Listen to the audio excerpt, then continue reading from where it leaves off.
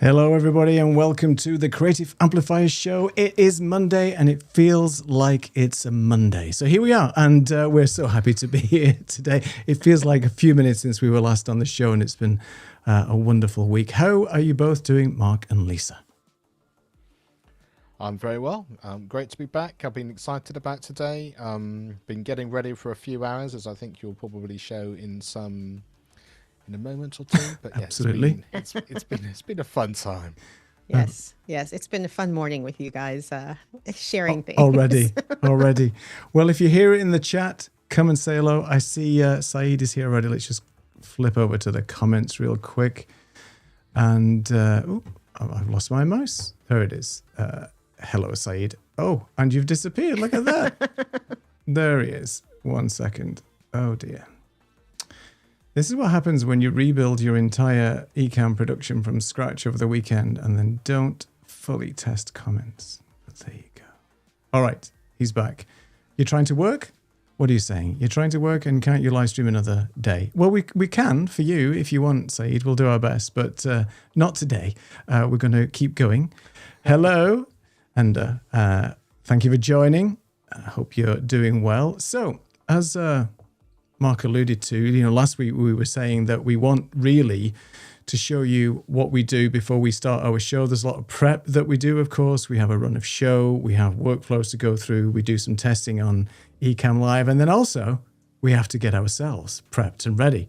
So let me just share with you some behind the scenes photographs of what we do when we start our show. So before we get on live, you can see Lisa is here, just getting herself ready in a beautiful studio. And this is a real live studio. You've got all the clothes behind her there. You got the beautiful lights, and all that range of makeup. There's so many different sets of makeup there, which is just absolutely wonderful. And it's what we do to make ourselves look as good as possible for a show like this. So this is Lisa's behind the scenes prep before she gets ready. And then I'll move on to myself.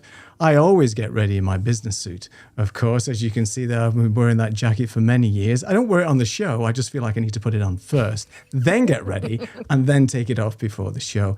As you can see, the light, we all have these very beautiful lights, as you can see here. There's a little bit of a spray, because if I get a little bit warm in the studio, I'll just spray myself down. A little bit of misting is what everybody needs. But, the person who really just goes for it and really makes an effort, as you can see, is Mark. Now, Mark is basically really sort of taking time and making sure he looks his best. And you can see how lovingly and carefully he is putting on that makeup. I mean, and the lipstick is... and what shade is that, Mark? We were discussing before. This is a certain shade. I can't repeat the one I think you thought you said originally. But let's go with red, shall we? Yeah, we'll go with red. It's beautiful. And I think... this shows the level of commitment that we have to this show in order for us to look as good as possible. I like the fact that you change your shirt, but like me, I guess you like to put in the nice shirt first, get yourself ready, and then put on the black shirt. Yeah, but that's I like your entourage. I like your people back there. Exactly. Well, actually, this was part of one of my workshops that I was doing. They were just obviously part of my... Oh dear. Oh dear. Hilarious. So yeah, if you want to know the brand, affiliate links down in the description of all the makeup that we used today, concealer and all kinds of stuff. So yeah, let's just get ready. And Saeed a new channel. A new A new YouTube channel. I think Saeed has got a name for your lipstick, Mark. I think he's calling it Amplifiers Red. Oh, I think that's good. quite a nice one. Yeah, beautiful. Well, anyway, thanks for joining. We'll see you next week. No, actually, we're not talking just about makeup tonight. We did have a show planned, sort of. So tonight we're going to be. It's just really. Picture of Mark is just here now. He just won't go. Explain the picture. Why? Yeah, what's the reason for the why show? did we do that? Why did we what? Sorry. Why did we do those pictures? Why did we do it? Because we're talking today. Sorry, it's just the picture of Mark is in my head. The reason why we did the pictures today is we're talking about all the different types of AI content creation tools that we use on a daily, weekly basis to provide you with content as good and as refreshing as this. So there's lots of different tools that we use between us. One of them is Nano Banana, which is what we used for those particular images. And Mark kicked it off today with that wonderful image that he sent over Messenger, which was a shock to say the least, but an excellent likeness, as you can see, and it was really good. So today we're actually talking about all the different AI, lost it now, the AI content creation tools that we're doing and we're using. And we're going to go through a few that we use on a regular basis. I'm losing my voice already. Need to drink some water in a second. We've got a few on the list and we'll go through them sort of in no particular order. Well, to you guys anyway. And I'll start off really with the first one that I use on a sort of a daily basis. And I've mentioned this before on a few things. So I'm using Claude. We're not going to demo any stuff today. We're just going to talk around it a little bit. And please let us know in the comments what kind of AI tools that you use on a sort of a daily basis. Are there ones that you use frequently to repurpose content, to generate content, to edit your content? We're going to be talking about a few of those today. So what I typically do is with Claude, I've used Claude's integrations. There's been a few of these updates over the last few months. They started off with just some basic integration to Google Gmail, for example, and Calendar. And then they've integrated other connectors now, as they call it. So there's Notion, Zapier, all kinds of different AI workflows that you can use with Claude. So the way that I use it, as well as just standard usage of generating and helping me with content and research and things, my Claude is connected to my Notion, my Gmail calendar, and my Gmail email.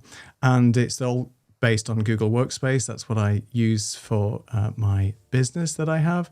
So a lot of the times I get emails from people, obviously, and notifications, events, and things like that. I do file them away using my email client, but I've started to move away from using the client and really just focusing on using Claude every morning. So I'll open up Claude as my sort of first application, not bother with email or messaging anymore. And I'll ask Claude to search for my priority emails, either from customers that I've been working with or particular topics. And Claude is really good at not just finding those emails, which is a godsend if you're not sort of good at filing them away, but it's really good at contextualizing and putting down really the meat of what the email is about and offering me responses and thoughts around what I should do as a follow-up to that. So I'll give you an example. There was a few customers that I've been working with probably around over the last 6 months. And I do keep a track and a spreadsheet of all the customers I work with, invoicing, what work is outstanding and things like that. And there was a few that was missing because I didn't have them listed in my spreadsheet. So I wasn't 100% sure when those invoices should have been sent, when payment was made, what work was specifically done. So I just used Claude and I basically did a search in Claude and asked it to find all the respective emails that contain either payments, requests for payments, invoice statements and things like that, and list them all out and just put them in a table for me. So then I could cross-reference and use that table that I have in my Google Drive and actually use Claude to just say, compare the two and tell me what's missing. So from that perspective, it saved me a ton of time because before Claude, I would have had to go through each email meticulously, find out and pull out the relevant details, and then put them into my Google spreadsheet. So using Claude's connectivity to Mail and Claude's connectivity to Google Drive, I was able to bring them all together. Now, on top of that, I could then use Claude to search in my Notion database all the customer contacts and different projects that I'm working on with these customers, and then cross-reference them with all the emails and anything that else is outstanding. And it turned out to be really useful for me because there was a customer that wanted me to follow up with a couple of podcast edits and workflows that I was going to do with them. It was left to them to come back to me with a particular date. They'd sent me a date. I'd actually forgotten what we'd recorded because it was back in May. So I used Claude to go and find all the information, cross-reference Notion database, and bring it all together in one place. So I'm not saying it's a replacement for any of these tools, but just how I use it on a day-to-day basis. It's so easy now for me to find all this stuff. And with the advent of it adding connectors to Notion and Drive, which were the recent ones, it now means it's so easy for me to search any document in these Drive spaces and in my Notion databases. And you have to give it access in the connectors to which Notion database you want. I think it even will search shared databases if you have a shared one, like Lisa shares a Notion database with us for Creative Amplifiers, and I have other Notion databases that are shared. So it's a really good, handy way of just digging in, using natural language to go and find the things that you want. And the fact that it can help me craft emails in the style that I typically send emails out to people is really easy because, first thing in the morning, I'm not really at my best in terms of creativity and so on. So, if there's emails I have to respond with, I'll ask Claude to help me formulate these emails and get them sent. The only thing it can't do right now, natively inside of Claude, is send the emails for you. But it can certainly search for areas where you may have a space in your calendar, look for bookings. It'll even work with Calendly. So there's a ton of things. And if you do want Claude to do a push to your emails, i.e. send emails for you or book calendar events for you, then you can use integration with Zapier if you want to do it like that. But there are other tools like that you can use, make other automation and stuff like that. But for me, Claude is my sort of tool of choice in the morning now. So I've got Claude that says, good morning, do you want some coffee? No, I want you to find my emails and get on with it. So that's what I typically use Claude. And I think you use Claude, Lisa, don't you, as well for some of your workflows? I do use it for my workflows, and I'm playing with some new workflows. But I have a question for you.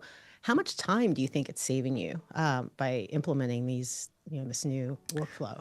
I think just the time it takes, to search through emails. I know that if you go into Gmail, it'll do something similar, but I don't like Gmail's interface. I've never been a web UI Gmail person. I've always looked in Outlook. I use Outlook because I like my calendar, just from back in the old IT days, I like my calendar and my email in one place. I think it saves me quite a bit of time because if I had to go and search for those invoices and then put them in the spreadsheet and then it'd probably take me a long time. So I'd say it cuts my time down. Yeah, probably take me an hour, and it did this in 10 minutes, 5 minutes. Yeah, and that's great. That's great. Yeah. So I've got a question then in terms of how far down that rabbit hole are you prepared to go while all this stuff is still new, just in case next week there's something else that you'd rather play around with, or do you know what I mean? You sort of put the pin on the door and go, okay, this is me for now, and you've got all those workflows set up so beautifully, and then next week Lisa says, I've got another one for you, and then I think that's the climate we're in, right? I think because something new comes up, especially in the video imaging space, there's always something to leap on, and my philosophy is that use what works for you right now, and if you can carve out some time to research, because it might either enhance that workflow or give you some configuration parameters you don't have today, then by all means research. I mean, you could even use AI to research the AI, right? Just like Perplexity, for example. Another example, I know we're talking about Perplexity right now, but that's something that I use as well, just for researching, because Perplexity is really good at looking at Reddit threads and things. So for getting ideas or trying to find information out about a particular product or something that you're researching, you don't have to bother going and looking at Google anymore. And a lot of Amazon reviews and stuff are all sort of augmented in Perplexity as well. For example, I was trying to find out who won the local election today in Portugal because it wasn't basically broadcast on the normal groups. So I asked Perplexity. I said, I'm in Portugal. Here's my location. Who won the local? And I'm talking about the local in my village. And it said, oh yeah, such and such a body won it. So it's great. I mean, I would have had to troll through and search for that. So, but to answer your question, I think you have to just basically look at what's out there and see. See, I've gone down a rabbit hole talking about another AI, talking about AI. Yeah. It's difficult. And I also think that you have to, regardless of what's new coming and going, if you have that baseline of what your workflow is and what you actually need to accomplish, and you set your first workflow and then something new comes, you have a chance to really examine it and say, will that enhance what I'm doing, or is that going to make more work for me? Because AI could make more work for you. Some of these, just because it's there to use doesn't mean it's a tool you need to use. So I think have your workflow established of what you need to accomplish, and then you can pick and choose and research with Perplexity or whatever. And I think that's the way to start or proceed. Yeah, and the other thing I'd say about that is I've seen a few posts recently about people saying, taking a step back, obviously having some downtime and some time away from your business or away from what you're doing, for exactly that reason, that when you refresh yourself, but you start to realize again what's working, what isn't. Maybe you've got a bit of time just to research something new and sort of set yourself up again. So whatever that time period is, it can actually really help you just sort of refocus what you want to do, how you're going to do it, and what that next step is. Because then it becomes exciting again. Then because you're like, oh, this next for me, my next set of podcasts, I'm now going to be using this workflow rather than that workflow, and hopefully then it becomes more organic. But you sort of start from that excited place rather than the overwhelm of, like you say, there's another tool and I should know this, and other people are talking about that, and I'm not using that or whatever it happens to be. And just that breath, just to kind of get yourself ready for your next stage. Definitely. I mean, we'll come to some comments in a minute because there's a few people talking in the chat. I think to Lisa's point, I was on a podcast with a couple of people a couple of weeks ago about this subject around entrepreneurs and sort of founders of businesses thinking that AI is going to solve problems for them, and then just taking everything that AI is doing as gospel. So without doing the proper research and without doing the testing, to just implement AI blindly, expecting it to either solve this particular issue or make your life easier, is not the case in day one, because without proper context and training the AI into the service and workflow that you expect it to do, it's not going to perform very well. So that's one of the biggest, I think, downfalls right now. People expecting too much out of AI because they hear these great things, and they take what a lot of people say on YouTube, not this channel, but they take a lot of things what they say on YouTube. Oh, it's going to solve this, it's going to do this for you, it's going to create this amount of revenue. Isn't the case. So I just the word of caution, just review, inspect, train, and then implement slowly, and do some A/B testing to make sure it does what you expect it to do. Yeah. I think another thing. Go ahead. Yeah. Dave. I think another thing for you, Neil, the fact that it's looking at your billing and you're making money. Do you know what I'm saying? Mm-hmm. You're actually not letting things slip through the cracks, which is huge, because when you've got a spreadsheet here, a Notion there, and whatever, now it's all bringing that together. So it's making your income level flow a lot better. And it's just me as well. I don't have a VA or anybody helping me. So I have to rely on either my memory or notes, and I don't use sticky notes because this office would be a mess. So, asking Claude, or at least making some sort of notes down there to help. And it is helping me in that respect. Let's take a look at a couple of the comments. There seems to be a few coming in. Where do I start? Marcus says, what is wrong with that mirror? Which mirror are we talking about, Marcus? I have to go back now and have a look at these. Let me just get rid of that message. We have to look at the mirrors now. I'm confused. Do we really? No. Let AI talk with your AI. Yeah, that's the thing. Daryl, hi Daryl, says, can you filter true and accurate info with AI since there is so much misinformation out there? AI still hallucinates, as they call it, where it's giving you an inaccurate response. It's getting better, but you should always verify. And I think that's why, if you look at things like Perplexity, it's getting its information from multiple sources. It still has to connect to what's out there on the internet.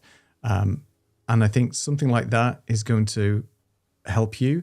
But in terms of checking, you can always play the AIs off against each other, which is a technique that some people use. So you play Claude against ChatGPT and you say something like, oh, ChatGPT, Claude gave me this response, but I'm not that sure it's that accurate. Can you just verify and fact check it?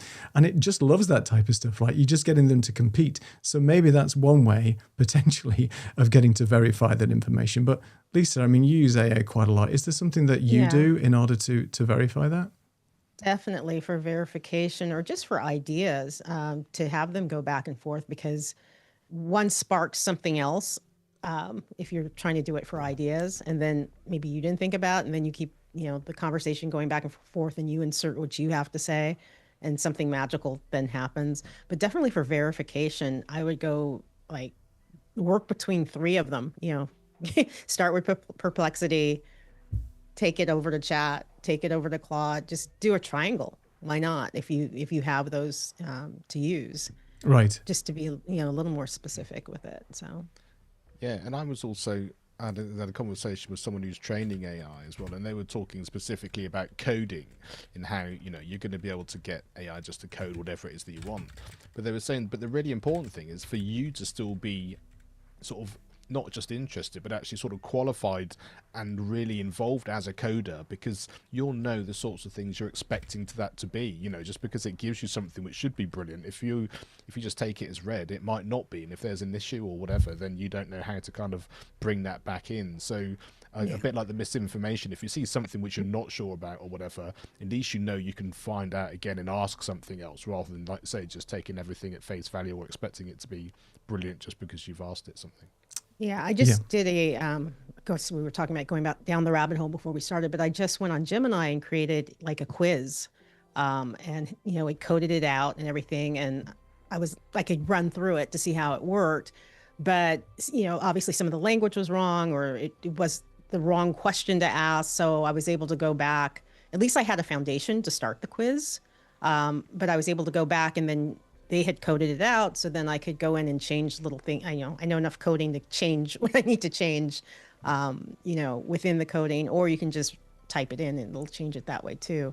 But to your point, Mark, of just being able to double check that it's accurate, or it's what you want to say, or it's in your voice, if you are doing something like that, which is huge. So it sounds like you, endless possibilities here. I think training is key to make sure that it follows what you expect it to output. And I think there's a lot of time that should be spent on training the AI to be in your voice, as you mentioned. And there's lots of ways of doing that. There's different samples that you can give it and things.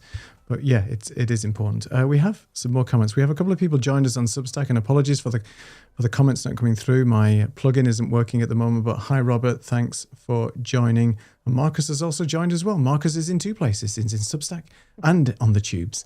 So let's see who we have here. Thank you very much for joining. Hello, Lisa. Yeah, glad to meet. Just followed. Hope to be with you in the future. Contents. Thank you very much. Thank you for your time. So nice for you to be here. Hey, Audrey. How's it going? Long time no see. And Marcus, I love to use AI for things that are instantly verifiable. For example, an Excel formula that either works or it doesn't. Yes, I mean, those are the things.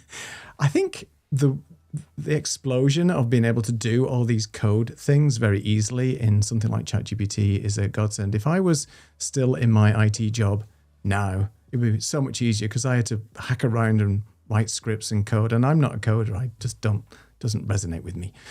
So yeah, it would have been much easier back then. All right, shall we move on to our next topic, which I've completely forgotten what it is, but I'm going to press this one. Opus Pro. Lisa, tell us a little bit about Opus. Opus Pro, Opus Clips. I've been using it pretty much since they started, and it has definitely evolved. If you just do it with a free account, if you're just doing it straight up, you can do a clip anything, which will basically pull the best clips and rate them for you.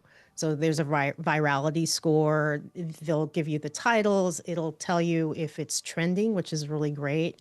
If it's something that's trending right now online, that will show up there. But that's all great and grand that you can just, put in your video, and you can put up to a 2-hour video in there to pull the clips from. Wonderful. But if you want to get a little more granular with it, and go a little bit deeper, that's where the AI really starts to shine, that you can put in specific prompts to tell it exactly what you want. So if you want to get specific tips or specific quotes or compile a series from the video, you can do all of that if you prompt it right. Now, what I think is really great is within Opus Clips, in the help section, they have a thing called Clip Anything Prompts.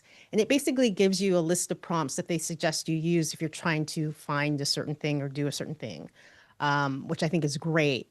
So I would highly suggest, if you are going to test out Opus, go to that help section, just put in prompts, and it will pop up and give you this whole list of the do's and don'ts of your prompting, specific prompts you can try to use that if you're trying to get to have certain shorts pop up.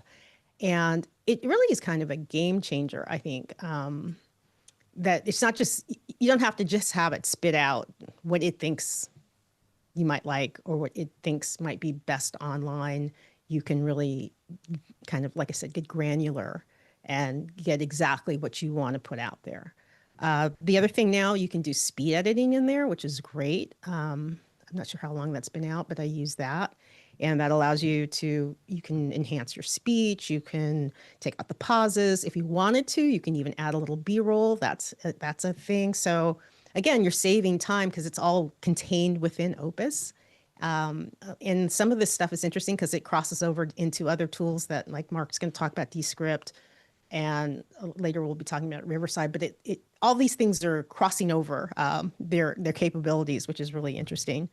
And then the last thing I'll really quickly talk about is you can pull your transcript from here, which is fantastic and very useful because you can then take it and push it over to Chat or to Claude and pull things from that. Get your chapters that you need to have for YouTube, which should be after your descriptions. And so people can find exactly what you're talking about. And you can also pull quotes. You could use that transcript to create captions for your socials like Instagram or Threads or X or whatever. And so just from using Opus Pro and running your video through, there's all of these, and I'm leaving out a ton of other things you can do, but those are the things I've been using it for and beyond. But I'm just, again, saying those few things that has really improved my workflow and made things easier. And I'm not jumping from so many different tools back and forth. I test a lot of them because for my clients, I like to know different things because not everybody is tech savvy. So, you need to use one tool for one reason because it's easier, or, use the other tool because you can just shine with it and do it. So I'm the girl who goes down the rabbit hole with you. With you guys, because there's so much out there, and you have to test it and see. And I know we do it because we have people we work with, so we have to. But then, what do I bring back into my workflow to make it easier?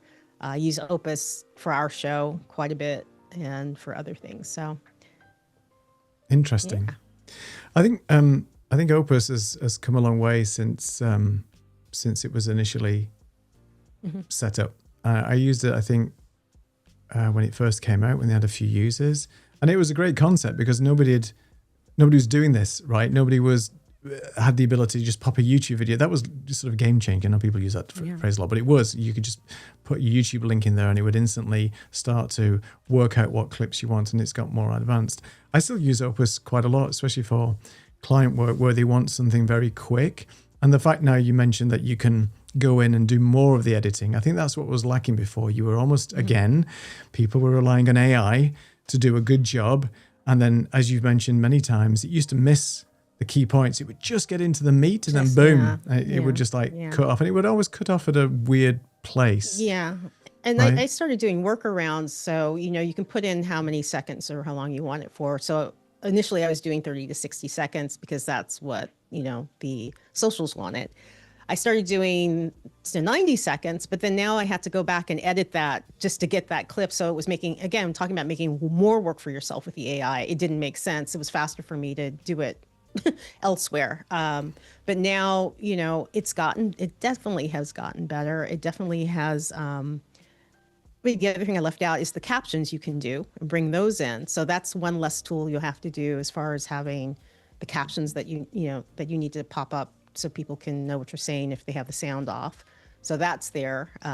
You can take those in and out. You can have a template. So once you establish what you want, which font you're using, how, where it's positioned, it's done. So every time you upload a new video, you already have that template for what it's going to look like, unless you want to change it for some reason. So again, another time saver, which is fantastic because that's the whole thing. Save time so you have more time and energy and don't get burnt out doing this because there's a lot of moving parts. Especially if you post into multiple places as well, which I always find painful, and they always potentially want different aspect ratios. This isn't a quiz question, but it's a curiosity question. When did the whole captioning start on these short form videos? I mean, obviously we've seen tools that use it and are able to create it for us. Do you remember? Was it like 3 years ago, or was it? I think it was 3 years ago, but was it an offshoot from? I'm going in the Wayback Machine when 2016, that you wanted to have captions so people who couldn't hear or see or whatever, not see but hear, could see what was going on, or if they had the sound off. But it wasn't the captions as we know them now. It was, you would turn that on in YouTube in the back end, so people had the options of seeing that. So I think that was an offshoot from that, but I think it was like 3-4 years ago because it wasn't a thing. No, it wasn't a thing. Now, let us know in the comments if you know the backstory of captions. Who was that? Because we all know who the first person was, or we remember the video that was first uploaded to YouTube, but what was the first video that ever used captions? That's what's going to be next, isn't it? What's the world coming to? That's going to be in our history books, isn't it? It also seems like it's been like it forever, doesn't it? It does. It's always been like there. It, but it's like just 3 or 4 years or whatever. But. And Opus is only 2-3 years old. It's not. Maybe, not that old. I think it had its first year anniversary not long ago. And I think, and there's some people that just hate captions, but I think it's, like you've mentioned, it's about hearing impaired people as well when the original captions were put on. But a lot of people consume content when they're on the trains or buses or walking or whatever, and they just have the sound off, or at work when you should be working, and they have the captions there. So I think it's an easy way, particularly if it's not a tutorial or something that's very, very visual, very audio intensive, that you can actually use the captions to do that. So yeah, interesting. Let's just have a quick look at the comments real quick, and we'd like to know as well from you guys who's in the chat, which tools do you use? Just pop a comment. Let's talk about it. If there's any ones that you use that we're talking about tonight, would love to know, because I'm always interested in what other people are using. And to your point, Lisa, real quick about clients. There's a lot of clients that ask, well, I need a tool to do X. And it's our job as consultants and working with them as their trusted advisors to go and find one that not only does the job, but is relatively straightforward to use, because we don't want to be the ones who are having to do all the heavy lifting. Do the model whereby we work with you and not work for you, as it were. So we don't want to do all the work and get that stuff done. Let's make our clients autonomous so they can use the tools as well. But it's difficult because there's so many. A client comes to you and says, there's these 6 tools I've heard about. Which one's best? Well, it might not just be one, right, as you mentioned, but we'll talk about that. It might not be one. And also, what is their budget? Some of these tools range from, most of them start free, but when you really want to get into the weeds and do what you really need to do, you will have to pay for them. And, they jump from, I don't know, $12 to $29 to $40, to $49 or whatever or more. So do you really need that right now at this point in time with the content you're creating or what you're doing? That's the other thing. So it's almost like I have people tell me exactly what they want to do, and then I go down the list of recommendations, tell them the options, but I'm like, I don't think you need that. I don't think you need to spend the money on that. Spend the money on something else, or don't spend it at all, Remember the mind shift where people used to complain about, oh my goodness, this software is no longer a one-off payment, it's subscription. And the world lost their mind. And now we're in a position where, well, now you have to buy credits in order for this stuff to work. So we're now in the credit mechanism, which is similar to subscription, but it's like a pay-as-you-go model. So we're changing, right? And that you brought that up, that Opus does have credits. So it's a credit per hour of, based on the amount of time. So that's how the credits are computed with it. So also be aware of that when you're deciding exactly what you're doing with any of these apps or things. So. I think also it's why this show I really enjoy, because we're just talking about it and we're sort of able to go backwards and forth rather than kind of this is just talking about this and do it this way or this will work in this particular scenario. There's lots of that out there, but just to be able to sort of chew the cud with it and sort of get a different perspective on what we're all doing and people watching as well, because then you sort of feel like the slight minefield that it is, and actually how we're just all kind of working our way through it. And like Lisa just said there, it's not that I'm going to choose this one or this one, it's that I can only afford one, or I only want to pay for one. So if it does the job, I'm just going to stick with that for now. And then these conversations can maybe help you change it if you want, or you want it to be a slightly different way. But at least you're doing it with a little bit of a conversation, which is what most people want when they sort of asking in groups or coming to you for advice. I think going back to having that workflow out and deciding on which ones you want to use, which, apps or whatever. If there's an app you want to use, but it's too expensive, you have to put on your thinking cap and go, how can I do this in chat? How can I get the same thing? It's going to take me a few more steps, but I can get the same or similar results and still make my workflow work. So it's that thinking outside of the box of, this tool gives me A, B, C, D, E, but I can't afford it. Maybe I can just get ABC by using Chat or Claude.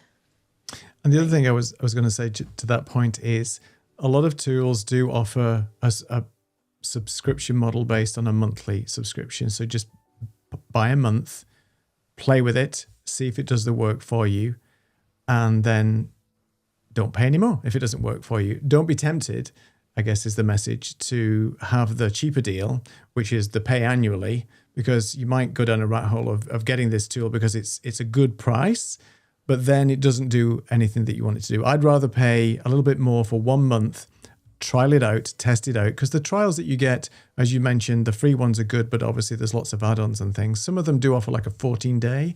So before you even press the button on the 14-day trial, have a written list of things that you want to do for these tools, and just really hammer them for a few days to make sure that they do what they're supposed to do. Because you know what it's like. I'll sign up, I'll do my 14-day trial, day 13 and a half. Oh, I haven't even looked at it yet. And then it runs out. I was just going to say, remember you signed up for it. Yeah, exactly. Put a note, use AI use to Notion. remind you. Use AI. AI. Exactly. Set a timer. Set a timer. Let's go and grab some comments for a second before we move on to the next thing. Let's see. Saeed wants to ask Claude, how much did I earn this year? You don't want to hear Claude laughing, so let's not do that. I heard there is a difference between closed captions and subtitles. Yeah, so, there is. Do we want to explain it or do we not need to? No, go ahead. I'm just agreeing with Saeed. Yeah, so closed caption. Now I'm trying to work out what the difference is now. So the subtitles are the ones that pop up at the bottom of the video. What is the difference? Well, the subtitles, you have more control over where you're positioning them, what they look like. And closed captions are just built into the system. Built into the system. Yeah. Built in. That's right. Sorry. Thank you. God, I was getting confused with the two different ones. So Ender says that TikTok was the first to offer an easier way to add captions. Oh, right. So I have to go back to the TikTok days to work that out. Interesting. Okay. And then now YouTube tries to translate every video to German. I mean voice, not caption. I've actually watched a couple of Middle East videos. I said Middle East. There was by a person who was from the Middle East going around looking at all the different AI robots, but it was auto-dubbed in YouTube automatically. And I think he did a fantastic job. I think it was absolutely great. I fully got the story, and then it switched a little bit into English when other people were talking. But I think it's really good. I think that the fact now that it's doing that automatically just gives you a bigger reach for your audience, for your content, so you're not just limited now by your native language, which I think is great. And I would say go into your analytics and see where people are watching you from. If you see there's a country that for some reason people are watching you, do the dubbing in that language and see if it draws more folks, if you want to. I think it's automatic now in region, isn't it? So you could switch I think it works like that. Yeah, right? but with all these tools now, you could just, do whatever language you want. That's right. Have it connected. You could even have captions in the foreign language, right? Yeah. And I have to go through a lot of my transcripts and take out all the U's and all those things as well, because there's a large audience in America, so that's always so difficult. Okay. Speaking of which, Descript. Descript. Well, I think Descript is something that we've used a lot in various different ways. I came into Descript because I used to use what was the tool I was using for my podcast? Not StreamYard. Squadcast. Squadcast was what I was using way back. So I was using Ecamm for streaming, and then now do everything within Ecamm. But way back when I was using Squadcast, so because of the separate audio files and things, when it's just an audio podcast. And then when Descript kind of took that under their wing, I was sort of already sort of within their sort of ecosystem then. And I used it, but I only used it in a very sort of very, very simple way, but then used another editing tool because I'd sort of gone from audio and was just doing editing in an audio editing software. Then I started doing a bit of video, so then I was doing the same type of thing in a video software. And then when the whole thing came where you could do it from a transcript and from text, it all just got a little bit messy, and I sort of got to the point where I was just doing it all in a way that kind of worked. And a bit like I was saying before, you need a bit of time just to kind of reverse engineer all of that. So I got to the stage where I was sort of getting my clips from Descript, and then I was then creating sort of graphics and captions and things that I was then using for sort of hooks, but I wasn't actually doing the video side of that for the hooks, mainly because at that time I wasn't recording video as an ISO. I was just doing the audio as an ISO.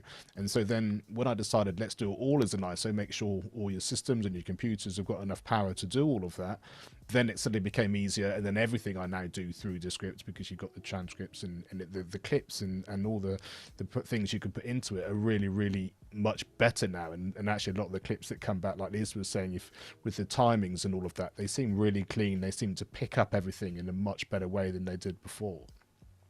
But what I wanted to talk about was really that sense of you need to get all your ducks in a row first, because I couldn't do the video side with the clips if I wasn't doing the ISO, because as soon as I started doing that, it made it much easier, because then once you started having sort of different formats, and I'd have both people talking on screen and it wouldn't quite move them in the right direction, and then I'd have to take it somewhere else to edit it in that way. It just got really, really complicated really, really quickly. So actually making sure you go far enough back to set yourself up properly to then come back to use these tools in the most simplistic way that they're actually able to do. They can do amazing whizzy things, but actually when you give it something in a format that's going to work to the best of its ability, and you know exactly how easy that's going to be.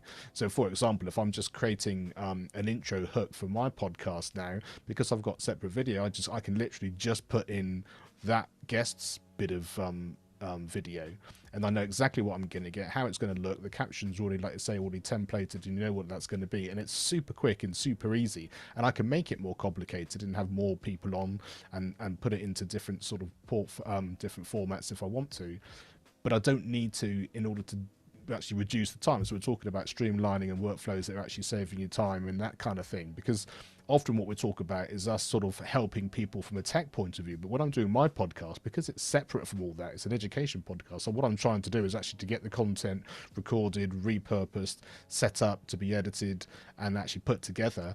It's not about sort of being able to teach people that in that particular scenario. It's about actually just getting the content that I need in a particular way to do it, and anything which is saving me time and that initial setup of how I'm now doing it, just being able to use Ecamm to record, having it all in ISO, straight to Descript, and actually that does everything that I then need it to do.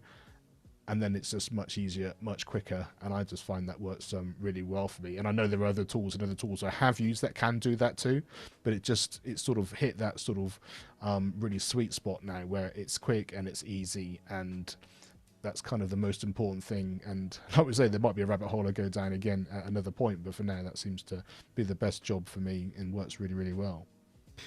I think you make a good point though, that you've found a tool that works really well for your workflow. Yes, there are other tools that could do pretty much what Descript does, but I do feel that a lot of people will try and just for the sake of it, oh, I think I'll just look at this tool because it's just come out. But why change what's working well for you unless there's a compelling feature or something in that tool that you desperately need that this one doesn't do? And you could probably find another third-party tool on the web anyway that could potentially do something. Like, for example, Descript has got studio sound built in, so you can take out some of the bad processing in a bad mic or noise in the background or something like that. It's okay, but it's not as good as Auphonic. But there's nothing stopping you taking, your isolated audio files from Ecamm, throw them into Auphonic, and then put them into Descript, because Auphonic is not going to do the transcript and the editing and things like this. So there's a a little bit of a balance. But again, it's about using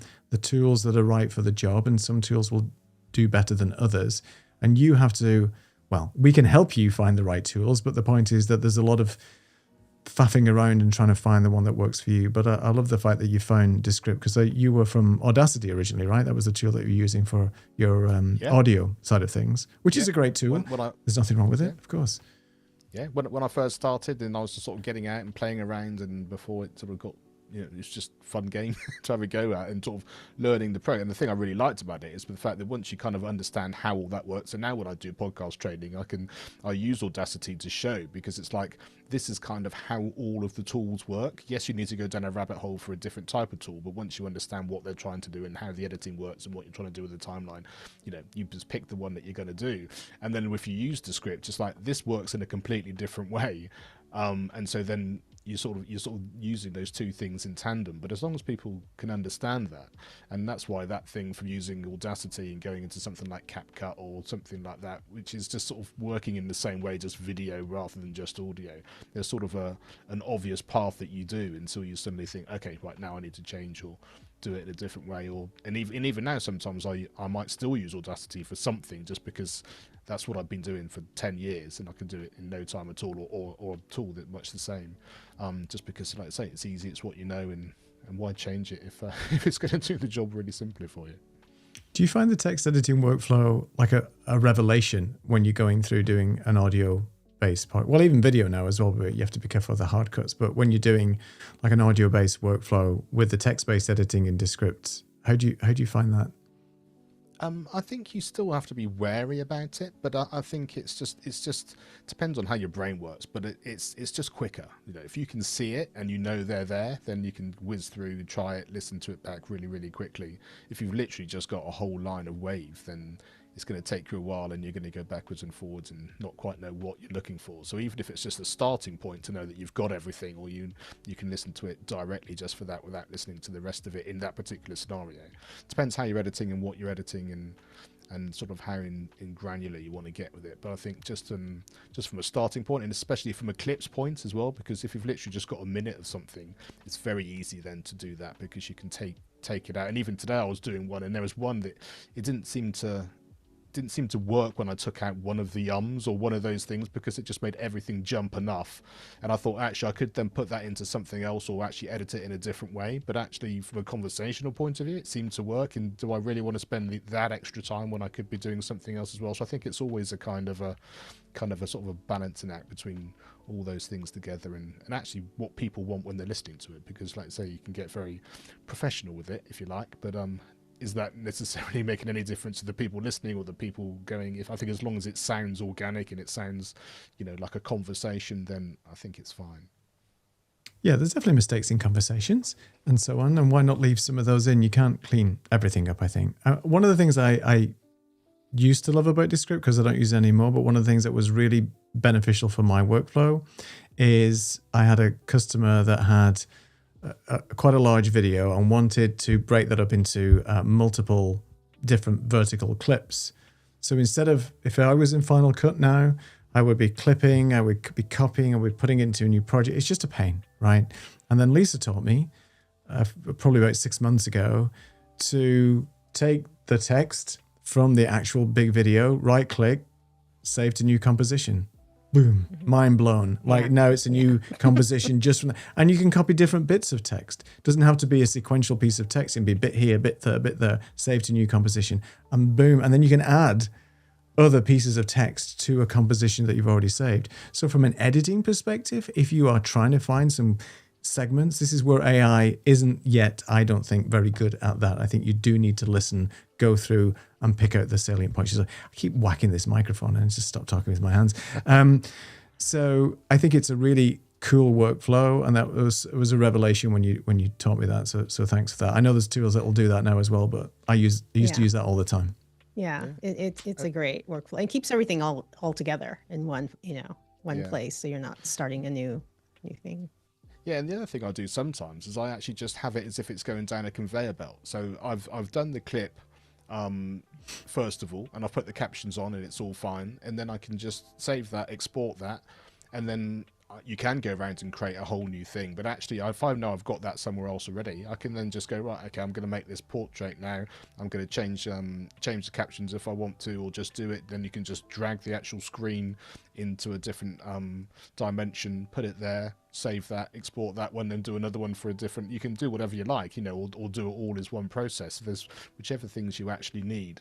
It's you just literally pass it down the line, and at the end you've got all those things there just waiting for you, and then away you go. Mark, I'm curious, do you use Underlord, the whole Yes. AI, and how do you like it? I think it's much better than it was, and I find the clips work really well. I find actually using, because I was using sort of like the highlight reel, but actually the clips themselves seem to be better working for me than the highlight reel. I wanted to use it to get more of a story arc and that kind of thing, but I still think that's probably a bit better on a more manual basis, so you know exactly what you're getting. Whereas the clips, because they're taking individual things, as long as they're real kind of good clips that really get across the sort of thing that you've actually just been doing, then that really helps as well. And the other thing I started doing as well, from just a general workflow point of view, is actually doing this really soon after I've done the recording, because my actual working life has got a bit more time to be able to do that now. So having done the recording, done some editing, done the clips, and put all that within a day or so, you're thinking, oh yeah, this is actually really relevant because I remember that conversation really clearly, rather than doing it all, batching it, filing it, coming back and doing that later when you're coming at it fresh and you don't quite have that same kind of insight into what you've just been doing and what you've been talking about. I think that's an important tip, if you can build in that time after the show to just at least get the preliminary things that you want to clip out of the way, and then finish it or come back to it. Yeah, for sure.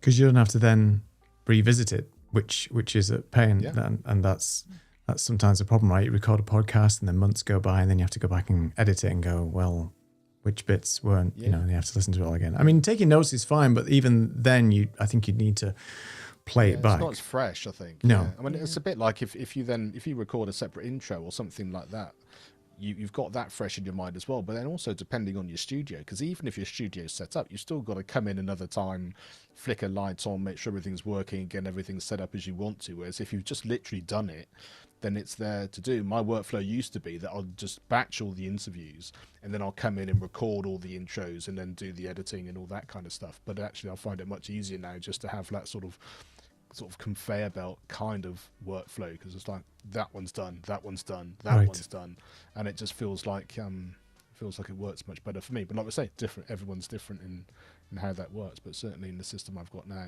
it definitely seems more productive and easier for me to use, I think. Good. There's life in Descript yet. I'm glad Underlord is working for you, which is great. So let's get rid of the Descript thing. Let's go to some comments real quick. Robin says hello and love the podcast.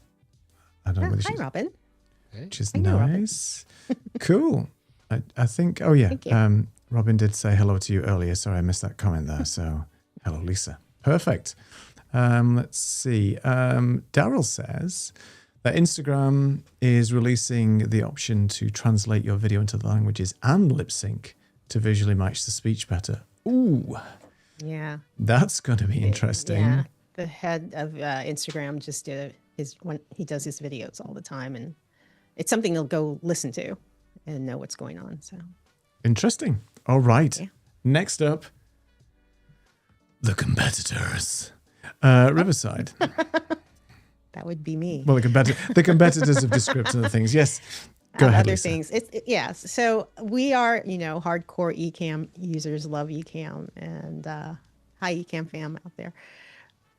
But then there's another tool called Riverside, and I'm going to specifically, well, let me roll back. Riverside will allow you to record your videos, your video podcasts, your audio podcasts directly in, and then move to the editing portion of it. I'm not going to talk about that today. I'm going to talk about their new thing that's coming out called Chat to Edit, which is their AI. I'm going to call it an AI agent that will allow you to chat with the agent and have it produce whatever it is you need. So if you need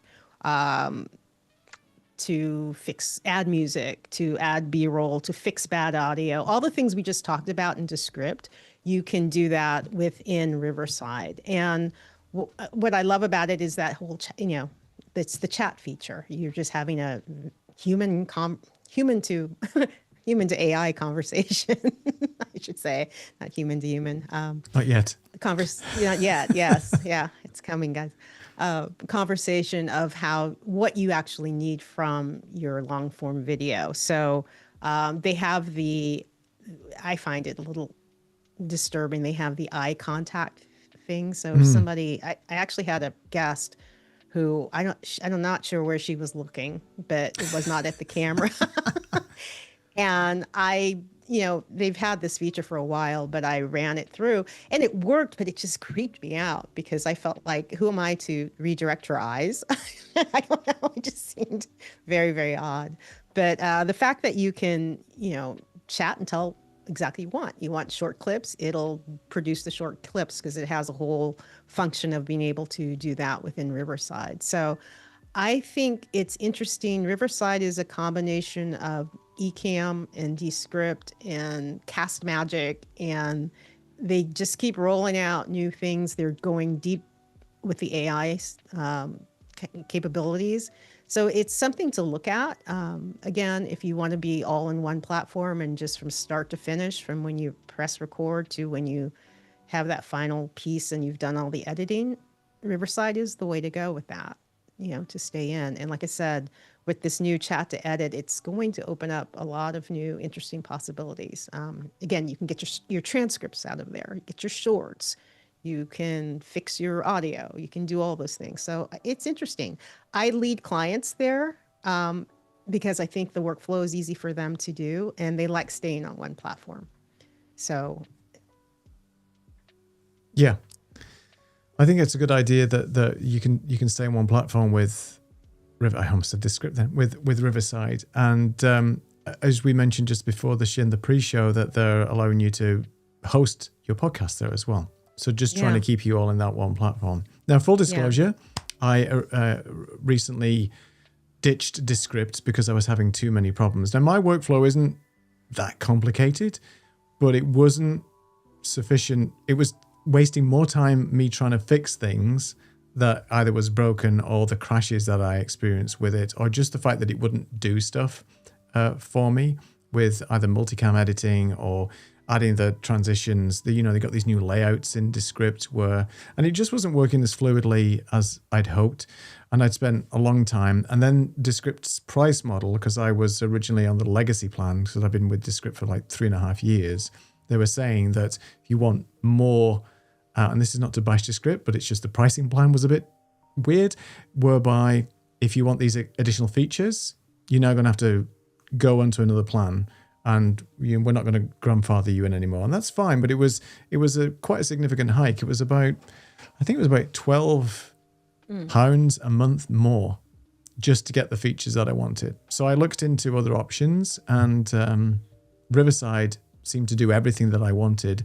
I don't want anything too fancy. I just want something that works well. I heard good things about it. So I got the trial and switched, and that's what I'm using for our podcast as well. It still does everything that I want it to do in terms of Descript. There's a few things that it doesn't do, which I won't go into now, but I'm not doing a feature comparison, but it's good enough for me. And all I want is something that's stable. I can get in, out, do the work, move on. Next project. I would describe Riverside as your meat and potatoes. Like, you're going to get what you're going to get, and it's going to be useful, right? And it'll be fine. Yeah. Two things. All of these different apps that you can use, be it Riverside or Descript or Opus, if you understand how to do basic editing, they all have the timeline feature, so you can go and have a little bit more control in there, and go back and forth from doing the text editing to going down to the timeline if for some reason you really want to do something or insert something. So you're not beholden to just doing text editing or doing a certain workflow. You can kind of massage it to how it works best for you. I'm going to jump back to Opus because I forgot to say they're coming out with a new thing called Agent Opus. We made a joke about Oh yeah, like a spy Agent, movie. yeah. Spy movie. Agent Opus is coming out. I'm on a wait list for it right now, but it basically will allow you to do what I was talking about that Riverside's doing with Chat to Edit.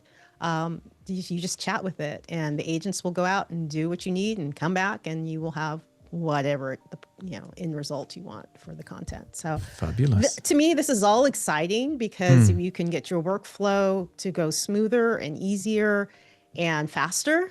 It's more time to create more things you want and to have downtime to take care of yourself. So I've said my piece. No, that's great. And you're right. I mean, we're using these tools to just help and augment what we do day to day from a workflow perspective. We don't want it to cause us more aggravation. So any tools that's going to help us save time, get some little bit peace and quiet back with our friends and family and ourselves as well, then why not? Let's quickly go to some comments before we go to our last topic. So Robin says that she's just started working with AI this year to help with workflow and make it easier for my employees. So looking forward to help with AI from my next chapter on an individual level. Excellent. Good. Yes. Fantastic. And Daryl says that I like how Riverside allows more tweakability. I had to read that a second. In the editing timeline, I also love the automatic split 3 speakers into upload 3 separate tracks. Yeah. So I use that for us. So I've got 3 separated, isolated audio tracks that I'll pop into Riverside, name them all, and then I can just play around with that. And you can do that in Descript as well, but it just seems to work. And just really back to your point, Lisa, about the timeline editing, the finessing, because normally if you do the text editing where you're cutting little sections out of text, there might be a few seconds or something either side where it doesn't really capture that. It's hard with text editing. So if you can just use it like a standard nonlinear editor, you've got the best of both worlds. You can do a rough edit in the text-based editing and then finesse it in the timeline, which is great. So he says, eye contact and glasses makes you look like a lizard. Very creepy. I tested the original when Descript brought it out, and I think I have a video on my channel about it. One of my eyes kept brown and the other eye turned blue. So that was a bit creepy and weird when I tried it, but that was in its infancy and when it was in its beta, or beta, depending where you're from. All right, beta. Let's go to the last one. I know we're a little bit over time, but we're all friends here. Let's just keep on chugging away. This one is, I think you wanted to kick this off, Mark, because you've been using Notebook LM pretty much, well, you've been testing it and playing with it. And I've noticed you did a couple of things with your podcast in it. So if you want to start, and then I'll jump in with my sort of thoughts on it. Yeah, so from a podcasting point of view, the reason I did it was partly because I wanted to do like a refresher or a kind of a sort of a recap of a few things that I'd done. And when I do those on my own, I always kind of feel like I sort of rehash the same things. It comes across in the same kind of way. So I can either go back and edit various parts from previous episodes, which takes forever, or I can do a recap on my own, which I start to get a little bit bored of my own voice when I'm starting to do that. So when you'd mentioned about Notebook LM way back when I started playing with it, and I thought, oh, can it really actually produce something which has got the sort of the quality that you want and the sort of the thought process or the kind of the nuances of what you've done? And I tried it, and it was absolutely fantastic. You got 2 voices, a female voice and a male voice, and it had a proper conversation and took pretty much, I would say 95% of what they came with. There's the odd sort of name that wasn't quite right or the odd little mistake, but the actual kind of way they brought it together, how they took the main points of each of the episodes, how they actually then discussed it amongst in context with the other episodes that they'd done, I thought was really, really good. And I just thought from an audience point of view, I've done sort of 400 odd episodes now, to have something which is one, just say, look, I'm using AI to actually do something just to test it out to see, because it's something which is obviously here and now. But also, it's just a change of a show. I think I've done 2 or 3 in all of that time, and just just found it really interesting. It was interesting to do. It was an interesting sort of process for me to put together. But I thought actually, from an audience point of view, they were getting something which was different than just me, but in a way that was still delivering good value. So yeah, I was really into it, and really thought it was a great experience, both for me and from a an analytics point of view. It didn't seem to make any difference to the people that were listening.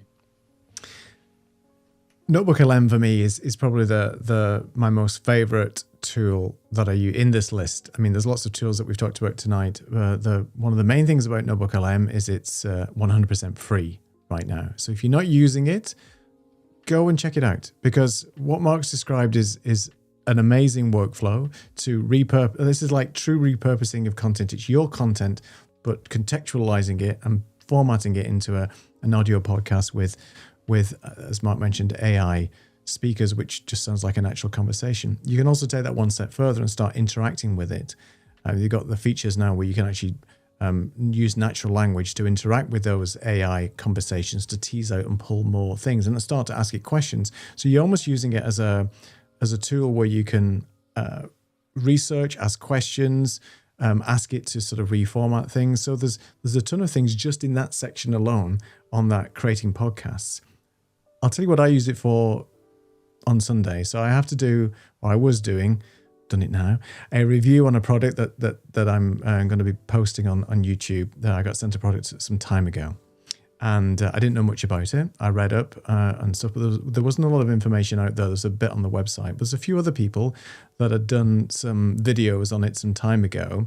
And I went through my specs and things that I wanted to talk about, but I was convinced that I was missing something, even though I'd played with this product for some time. So I used Notebook LM as a research tool. So I popped in a number of different YouTube links to other people's videos. I then put in the website of the company. I put in a few posts that I'd found, and I just asked it to tell me all the features and specs and things of the product. I compared it to my list. In fact, I had a list that I typed out. I put it into Notebook LM and said, tell me what I'm missing with this.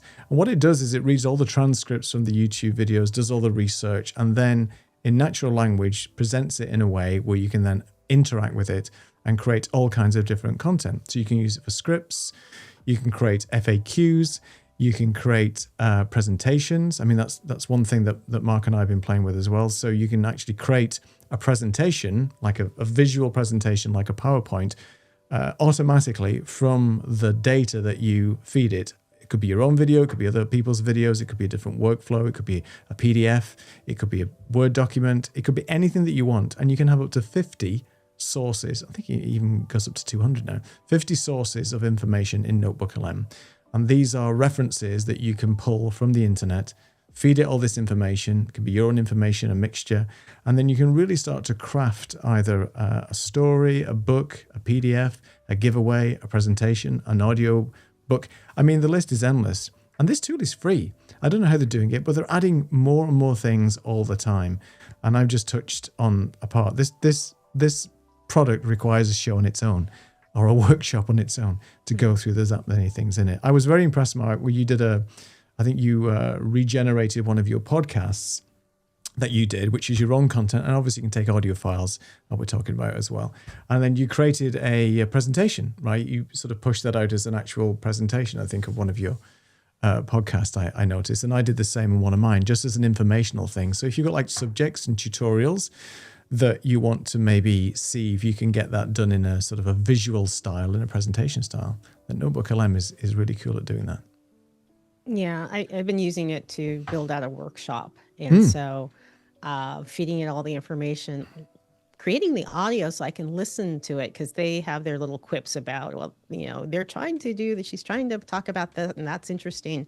So from that, I can take that and run it back through and expand on it, because it might, again, be something I didn't think of, but they're talking about. And it's kind of like having two people who are just reviewing, what you're doing, to give you even more ideas. So again, the possibilities are endless with all of these tools, how you use them, how you take them, how you rearrange them to get what you actually need. And I, again, think that's exciting. So I think for me as well, it's if you think about it, even like, let's say we were talking about Claude earlier on, if I need to write something and I've got a blank piece of paper or whatever I'm doing with, it's really hard to get going. Whereas all of these tools, you can give it the information and the places to go and look at what they want to do, and then you've got a whole load of information, and it can be formatted in a way that you want it to do to give you that starting point, whether it's, you know, a written document, well, let's say whether it's an audio podcast or whatever it happens to be. And if you're then going to change it, or, you know, things like Opus or Descript, you're going to edit something, but you're not starting from a right, okay, I need to start from scratch. Because I think, apart from the fact that it's really hard to do, and, you know, things that get written that I get help for with AI is much better than anything I'm ever going to write on my own from a blank piece of paper. But it also means that you kind of, always, from a sort of a mental capacity, you kind of think that actually I've got some good stuff here, I've got the information that I need, and I can finesse it and make it sort of talk my language or be presented in a way that's going to work for me. And I think that's the same whether it's the written word, or whether it's audio or video, or whatever you're doing, or even the workflow like you mentioned, Neil, before. It's like, this is what I need it to do and how I wanted to do it, and we're starting from that standpoint rather than the effective blank piece of paper. Yeah, and I think we've spoken a lot tonight about all these different tools, and I think it's worth just reiterating that you don't expect the AI tools to do everything for you. Verify the outputs, verify what you're doing in terms of the editing and so on. But there is no doubt that this is the best time right now to be around and start learning these tools and embrace the tools in your workflow. You don't have to look at them as overwhelming, taking over the earth, Terminator style. Well, I mean, mayhem. But, you know, Yet. we're here for the ride. But the point is that a lot of these tools can really help enhance your workflow. And as Lisa said, it's all about giving yourself some time back and helping you make your life a little bit easier when it comes to content creation. Because we know, all from experience, that this game of content creation is tough. And before AI came along, it was hard work. AI is just a tool to help you simplify and make things a little bit easier for you on your day-to-day. However you use it, it might just be a great research tool to help you get a little bit of confidence in the topic that you're going to present on your latest webinar is factually accurate and resonates with your audience. So use it wisely, but use it. And that's the key from here. That's true. Use it. Don't sleep on this, because it's not going away. No. Genie's out of the bag, out of the bottle. Exactly. And it's going to be difficult to put that genie back in. So don't bother. Going back in. Yeah. No. But use it as, it's your assistant, and use it as your assistant, and use it as your second brain, you know, to help you be more creative. And don't be afraid to experiment, and don't feel like you have to use all of it. Yeah? Exactly. That's the main thing. So let us know in the comments. If you're watching this on the replay, you can certainly let us know on which tools you guys use. I'm sorry, Mark, you wanted to say something? Oh, there's just a couple of things. One, I was just going to say, in terms of, it also depends on where you are in your working day as well, because, you know, we sort of talked about maybe you've got a linear workflow, but it might be like, you know, some people are really creative in the morning and you spend the latter part of the day just replying to emails or doing things which are just kind of sort of relatively sort of repetitive or whatever. You can do the same thing with the AI as well. You know, I'm not going to do all of this now, but actually I'm going to set the foundations of my next project, which I can do all that today, put some information, get it all started, so that the creativity side of it you might want to use, you're ready for the next day or whenever you're going to do it. So sort of think about how it works within your ebb and flow of your workflow, but also your sort of day or your sort of working week, as it were, because I think then it gets even more productive. And the other thing I was just going to mention was that sort of Dowell sort of mentioned about Ecamm as well there. I think you were going to bring up some of those comments too, and I think we sort of do talk about what it is that you're trying to do, but at the end of the day, what is it, the content that you're doing, that you really want to use, and what's the most important thing? So we use Ecamm to do this. Absolutely. I use Ecamm for my podcast, because even though I'd rather do all the stuff that we can make it look and sound like it does from a starting point, like like Alec always says, you know, I want to get it all doing, I want it to do it like that, so I don't have to do all that editing post. Because so Neil, you were saying that some of the things in Descript don't quite work for you, or hadn't worked, or broken because of some of the higher level stuff you're doing. A lot of what I want to do, I want to do during the show itself and have it like a live stream almost, and then just a little bit of tweaking or a little bit of stuff for socials, and then that's enough, because I don't want to get into the weeds with that, and I don't necessarily do another tool in order to make that work. work. So I think, yeah, the spending the time and the money and the effort on the thing that's the most important thing to get your content out there is really worth it, to get it to really look and sound like you want. And then, like we said, we talked about those other tools just to work in a way for a budget and a time that's going to be most supportive for you. Definitely. Well, this has been a very fun conversation tonight. I really enjoyed talking about AI. There's so many different tools, and as I say, we can probably end up doing some workshops on one or more or all of these tools at some point. Let us know in the comments what tools you use.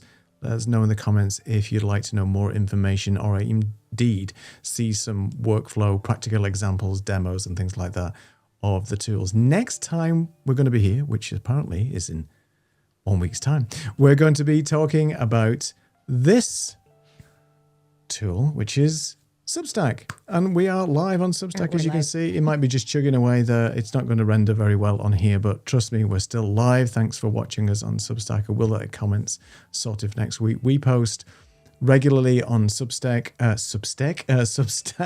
We have a lot of good information on there, a lot of posts, a lot of information. And Mark, I'm going to just, because it's annoying me, I have to move your camera. It's my fault. Don't rebuild your system and then go live. Note to self, but it's fine. That's what we do. It's live. So yeah, we are going to be talking next time all about our journey on Substack. What is Substack? What we use it for, and so on. We host our podcast on Substack.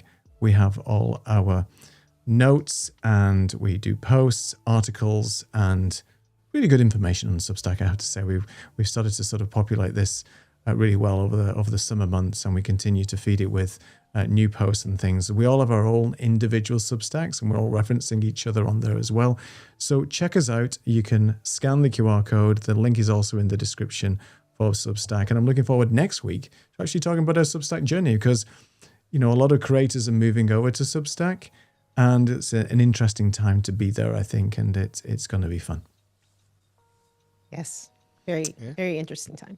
All right. Well, there's no more comments. I can see we're way past the hour. It's been a fun show. Thanks everybody for joining us. It's always a pleasure to see your comments in there. And again, some new faces as well. So thanks. If you're new here, please subscribe and do all the wonderful stuff. And we will see you next Monday, same time, same place, different subject. Until then, see you.